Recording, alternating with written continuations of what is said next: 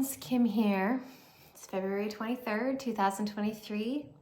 Tomorrow is a big day here. It's the anniversary, marks 1 year since the full-scale Russian invasion here in Ukraine. Ukraine's been at war for a lot longer than that, but the big full-scale war tomorrow marks 1 whole year. And usually I do our newsletters on Friday, but I decided I'm probably in a better mindset to do it today. I wrote a blog post on our blog, and I'm just gonna read that because I don't really trust myself to just talk about it without a script. Usually I'm an unscripted person, but this is something new for me. Having this 1 year come up, and I just realized I have a lot of emotions about it, a lot of PTSD about it actually, and don't really want to remember life a year ago tomorrow. So I'm just gonna read it, and or if you'd rather just read it on our blog, it's at wideawakefamily.com. So I'm just gonna read it, and then maybe I'll give a couple more thoughts at the end. So here goes. Never read something to you guys on here before. I feel like it's a safer option. Tomorrow, unbelievably, marks 1 year since Russia's full-scale invasion of Ukraine. It feels like only yesterday, but also feels like a lifetime has passed since we lived in a land of peace. There has been war in Ukraine since 2014, when Russia invaded the eastern borders and stole Crimea, but our town remained at peace. We didn't feel that war in our everyday life. Here in our little homestead, we lived in peace, without fear. Oh, what beautiful, peaceful lives we led. We took so much for granted and didn't even realize it. Now we are forever changed. This year showed us a lot about ourselves, about our work, about our team and our boys, and about our world. We will never be the same. Our newsletter should go out tomorrow, and I know the anniversary of the war deserves attention, but I just know tomorrow I won't be in a mindset to deeply reflect. It's just too painful. I figured I'd get as many of the tears out today as possible, so bear with me as I rip off the barely healing scab, on my heart and reflect on this past year. I sometimes wonder what I did last year on February 23rd, the last day of peace. How did I fill my time? What was on my mind? What plans did I have for the next few days, the next few months? I can't even remember. When we woke up on February 24th to bombs dropping and our house shaking, our old life and plans flew out the window. We had entered a new reality where only the war existed and the rest of the world was as far away as Jupiter. Anytime I think about those first few weeks of war, my stomach hurts and tears flow. All the feelings come rushing back. Shock, fear, outrage, confusion. How do we live in a time of war? How do we parent our children through this? How do we lead our team through this? How do we keep our children and our boys safe? What's the right thing to do? Do we stay or do we go? If we go, we'll be physically safe, but how can we leave the men on our team and our boys at Romaniev? If we stay, we could die. What if our children die because we stayed when we could have left? The internal dialogue and conflict were unrelenting. Actually, they still are. There's no guidebook to living through a war. You just live one day at a time. Then there's this time, the time we spent as refugees in Germany. That was a whole lifetime in itself that contains its own pain. To be honest, I still can't really talk with you about that time. For me personally, it was the most agonizing, most difficult time of my life. I have no idea which Kim people in Germany saw, sorry, but it wasn't me. I was not myself, and the whole time is like a blur. I know someday I'll be able to share with you more about that time, but I honestly am just not ready. I'm thankful our bodies are safe, we're safe, and I'm thankful for the people that helped us. I truly am. I have a handful of really beautiful moments there that I'll carry with me always. But in general, it was super rough for me personally, for a lot of us.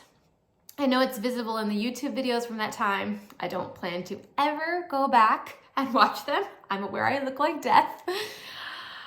Care for the refugee, friends. They are carrying deep, deep pain. Since we returned home to Ukraine in July, we've all learned to live in the new normal. We've adapted to life in a country at war, and I'm constantly amazed at the resilience of the human spirit. We really are amazingly adaptable creatures. Sometimes I'm even a little concerned at how normal certain things have become that should never be normal for anyone. But God has given us, our team, and our boys the grace to keep moving forward, despite the war raging around us. We're so thankful for His protection, His grace, and His love for us and this work that He created. I've heard people refer to this year as the year Russia stole from Ukraine. And boy, they've definitely stolen a lot. They've stolen thousands of innocent lives. The death toll isn't even countable yet in places like Mariupol, where Russian troops still hold the city. I've read estimates of at least 20,000 civilian deaths in that city alone. One source even estimates as many as 87,000 deaths in the city that a year ago today had a thriving population of over 425,000. We may never know how many lives were lost in that once beautiful city on the sea. The Russians have stolen the childhood of an entire generation. Ukrainian children have seen unimaginable horrors this past year. They spend sometimes hours a day in their school's bomb shelters and know way too much about different weapons and their capabilities. They know true fear like I never knew as a child or even as an adult. My heart hurts thinking of the ways my own children have had to grow up this past year. It shouldn't be this way. Russia has stolen some of the best and brightest from Ukraine. Millions have fled the country, and the longer they're away in Europe or the US, the less likely it is that they will ever return. Some of the brightest of us have fled, the bravest of us have died, and the rest are left to pick up the pieces. It's a heartbreaking reality. But despite all that has been stolen, and despite the circumstances that thwart us at every turn, we absolutely refuse to let Russia steal our hope.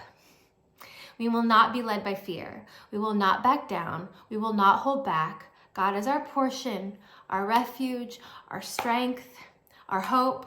The dreams He put in our hearts, He will see to fruition. He's even doing that now. Right now, as I'm writing this post, Jed is in Romanov at a committee meeting where they will grant him legal guardianship of Yaroslav and Vova. Today, our boys will be ours forever. God is still moving, still making a way, and as long as He goes, we will follow. This year, our faith has been tested and defined. Where do we find our hope? Who do we turn to when we're afraid? Do we believe God's promises to us and our boys? Where does our strength come from? Is our joy reliant on our circumstances? I've failed 1,000,000+ times this year. I've put my hope in people. I have not chosen joy when things looked bleak. I have relied on my own strength.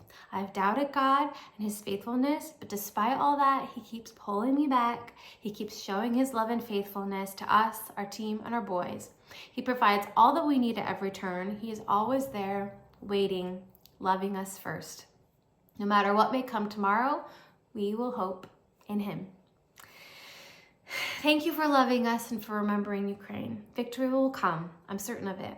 But until that moment, we will continue to put one foot in front of the other, saying yes to the next thing God asks of us. Thank you for joining us along this journey. It's not over yet. Yeah, that sums it up. Too many emotions.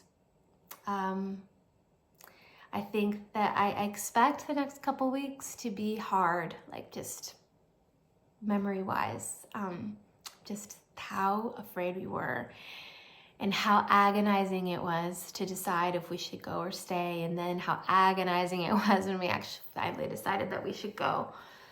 I'm here in my kitchen, and there were many months of this past year where I wondered if I would ever sit in this place again, my most favorite place. And here I am. So God has been faithful thus far. And I don't know, I know that He's going to continue to be faithful. I don't know what that's going to look like. I don't know what will happen tomorrow. I don't know what will happen tonight while we're sleeping. Yeah. But the only option is victory for Ukraine. And I think that the most of the world recognizes that that's the only option and is doing whatever they can to make that a reality. So we're thankful for that. Since I wrote that blog post and published it, Jed called me about an hour later, and the committee, the guardianship committee, and the town council all met in the courtroom, and Jed and the assistant director of the institution were there. They got to share more about our story, about our work. Denisovich, who's the assistant director, he's our dear friend, and he was able to talk about our organization's work with the institution and how beneficial it's been for both sides. And yeah, they unanimously voted for Jed to take guardianship of Yadok and Vova. So that is a sign of hope that God is still working, and he is still making a way for the lost to become part of a family. And I know that Yadok and Vova have been with us since April, but it wasn't official. And at any time, really, somebody could have removed them from our home. And so we are just overcome with gratitude that they have a secure future with us and our team. And they're just thriving.